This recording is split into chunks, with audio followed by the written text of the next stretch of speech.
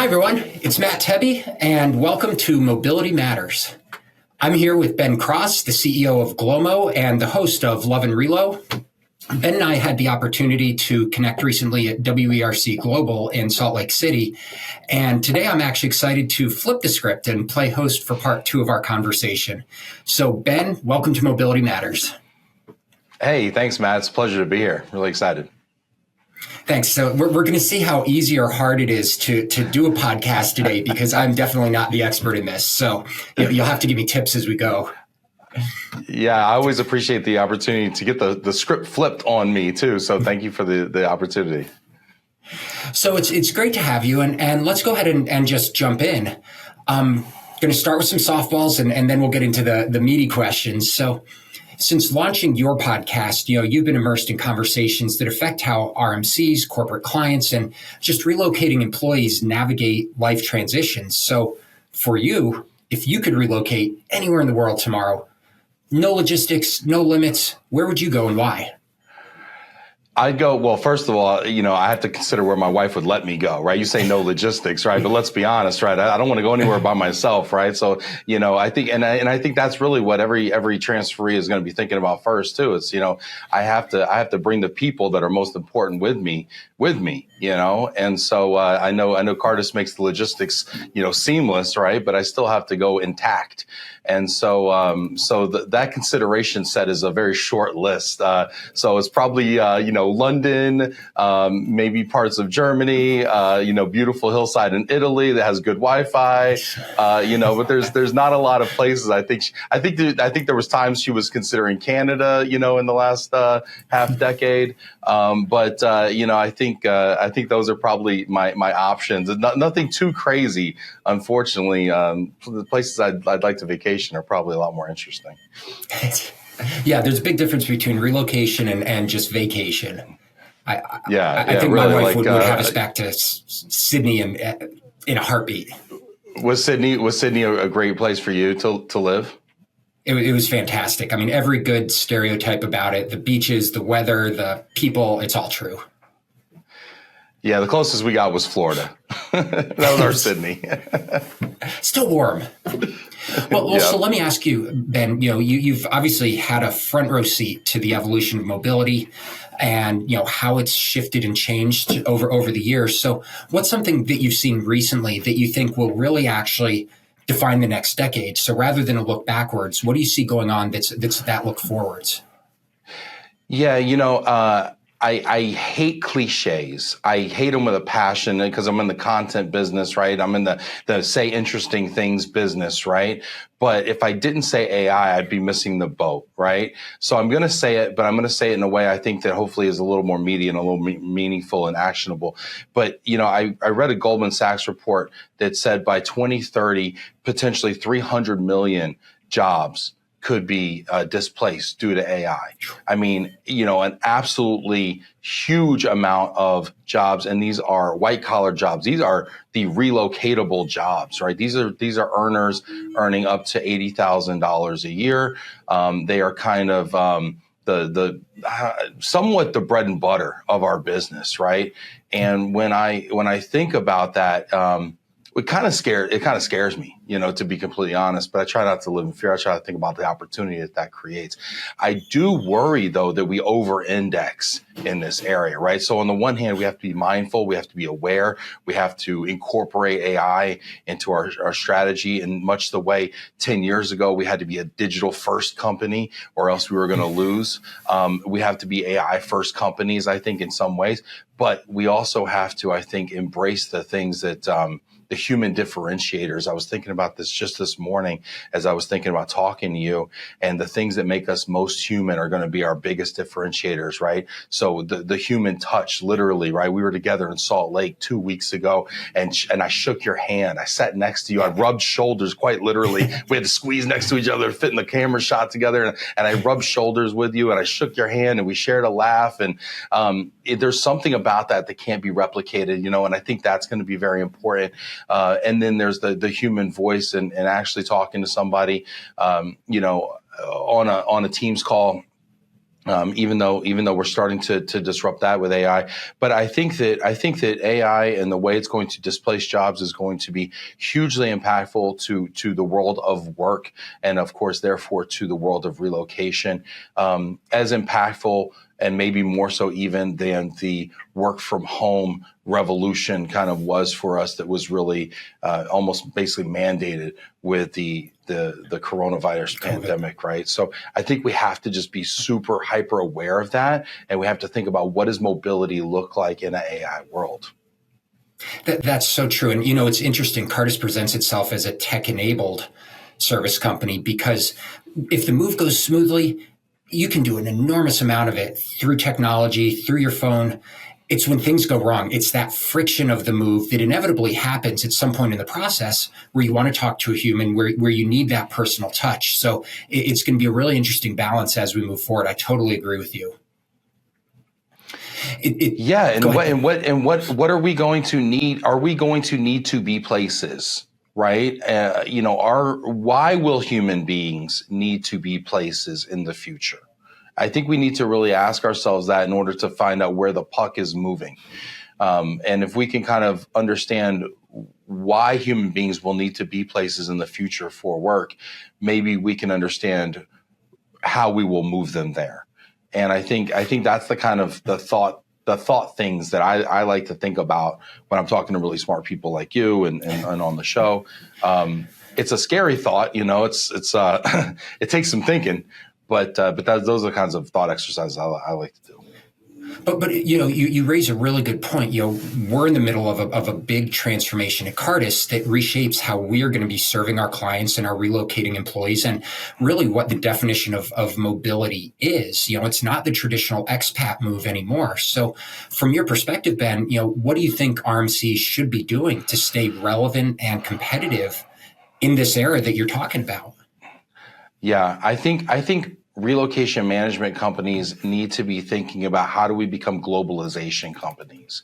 How do we become the integrated solution provider to globalize a company and its workforce, right? So a company is its workforce, and we focus on mobilizing the workforce today, but let's think about how do we mobilize the entire company and its operation inclusive of the workforce. And what do I mean by that? Let's think about how do we become a comprehensive EOR? How do we become that tax firm? How do we become that immigration provider, as well as the logistics of putting people places? And then also, how do we tell companies where they need to be and why they need to be there? And how do we provide that thought work that is so important to making those strategic decisions? Because our industry has unfortunately found itself for many decades downstream from these decisions, right? In a very reactive mode. Okay, we got the orders to move them we've got the orders to move them to London. We're going to move them to London. Okay, sounds good. But we're not in the room for the why are we going to London, and why are we not going to Geneva, or why are we not going to Berlin, right? And I think that we have an opportunity to be in the room for the why questions. And I think that's where I would like to see us go. And I think in order for us to be there, we need to cobble on a few more of these really high end, which is very exciting for us as a business, high end services that some of our competitors or some of our friends in other lanes have been doing for a while, and they've kind of been playing in our sandbox a little bit. I think it's time maybe for RMCs to be playing in their sandbox a little bit. So, you raise a really good point, because, immigration and especially compliance becoming much more complex, much more strategic, as the companies, as you're bringing up that question of the why are they moving, and, how do we make sure then, if we understand the why, that we do so successfully. But I mean, how do you, I've been in mobility now just for a couple of years, but almost from day one, there's that phrase, mobility doesn't have the seat at the table. So how does it get there? Well, the people that represent mobility in organizations have a relevance and credibility problem. And some have solved it and some have not. And some organizations have intentionally taken taken this job and they've given it to increasingly, let's be honest, more and more HR generalists, and they've kind of stripped away the strategic responsibilities because, for decades now, organizations have raced to eliminate headcount, eliminate full-time employees from their roles, right? And so they've kind of tried to downsize the function as much as possible, right? And a cost savings. Well, in doing so, there's been a bit of a brain drain in this function, right? Unfortunately, now we see exceptions to that when we go to work Global 25. We see exceptions to that. We see brilliant people sitting on panels, but those are the exceptions, not the rule, right? And we can hold those up as examples of what to do and how to, how mobility can have sway and have influence in organizations. And I think those are great examples and things we can learn from, and use cases and things like that we can hold up to other organizations as best practices. But I think we have to teach and empower these folks with the professional skills they need to make the business case inside of their organization for why they need to be in the room for the first, because there are ambassadors, right? The global mobility manager is the ambassador for the industry in that organization. So they have to get themselves in the room, and we have to help them get there. And we have to arm them. I think second, we have to arm them with the data and the use case so that when they get in there, they got something to talk about. Because if they get in there and they talk about employee experience, and we all love our employees, but I'll be honest with you, that soft cost and that employee experience and those squishy things, I just don't know if it moves the needle at the board level. We got to find ways to quantify ROI and real numbers and hard dollar costs. That you just hit on the piece that I was going to say to you. We talk at Cartus a lot, and in fact at WERC led a whole session on ROI, and part of it is defining what that is. It ultimately comes down to the business outcomes that the business is trying to achieve. That's the why that you move somebody. It's not, nobody's moving somebody for moving's sake. It's because that person is intended to drive a business outcome. But so one, you have the ROI of the outcome, but then, thinking about it from a talent perspective, and how does that person move and progress within the company such that the investment that was made at a point in time continues to pay dividends over time? So what do you, just curious, what do you see that companies that are still getting wrong then when it comes to the people side of relocation? Well, I'm going to touch on this ROI question just for one moment, because I've been wrestling with this for a long time. I did an ROI session at it used to be Worldwide ERC Global Workforce Symposium many years ago, and it was the worst session that I've ever been a part of, and I led it. Oh my gosh, they should have ran me out of the room. It was awful, and I brought an external speaker from outside of the industry to do this session, and it was an abject failure. I mean, it was terrible, and it was trying to help us get to the ROI of the problem. But what I realized in the process, you learn more from failure than you learn from success, right? And what I learned from the process of failing miserably and very publicly was that the reason we can't quantify ROI is because we don't have access to the data and the personnel data and the results of what happens when this person moves, and the longitudinal results and data, for years of what happens after this person moves and the impact they have to the organization and the performance data, et cetera, that we need in order to quantify the returns on that assignment. And so as we think about how do we become a more robust solution provider, we need to think about how do we put our arms around that data? How do we make a business case with our corporate partners for housing that data, or at least having access to that data and being a data partner long-term with them, so that we can compile the ROI that they want, because they want that data too. They want those results as well, but we have to make a case with them and for them, I think. Going back to your question, what do companies, where do they miss the mark? I am going to go back to the employee experience, and I am going to go back to the squishy side of it. We've been getting a lot of resistance to mobility at the grassroots level. Not we talked about the boardroom, we talked about the C-suite, and we blame the executives in the suits. Okay, enough. Okay, but I'm going to talk about at the grassroots level, when the employee gets the offer to move. I see a lot of resistance. I see people don't want to move. I see middle career people not wanting to move. And you know why? I blame the executives. And now I'm going to blame the kids. Okay, here's an unpopular opinion. I'm blaming the kids, okay? Because I know kids don't listen to your podcast, so I'm blaming the kids, okay? But nobody wants to move their kids. Nobody wants to move their kids. I was moved when I was about 5 years old. I was moved from Dallas to New York. Amazing. I don't want to say best thing that ever happened to me because I don't know what would happen otherwise. We don't have the data. But it was a very formative experience for me. And I think more kids should be moved. But to be honest with you, as a parent now, we prioritize our kids' careers more than our own careers. And I think to some degree, we miss the boat professionally in our own self-actualization. And I think we rob our children of experiences. When they don't get the chance to move, to experience other geographies, other cultures, people not like them, other ideas, world experiences, the confidence that comes from knowing how to navigate those experiences in those cultures, I mean, we're robbing them, right? And instead we're prioritizing what's in the textbooks and what they're learning at school and the fact that they're captain of the JV tennis team. You know what? Go learn something. Go out in the world, you know? And I think we're missing the opportunity. So you asked me, what are corporations or what are we missing right now? Where do we get it wrong? We're not selling the whole family on the assignment. And if we're not selling the whole family on the assignment, if mom ain't happy or if your kids aren't happy, ain't nobody happy. And I think we have to sell the whole family on the assignment. So it's brilliant insight there. I mean, having done my own expat assignment, moved my kids who are young, and it's been a tremendous experience for them.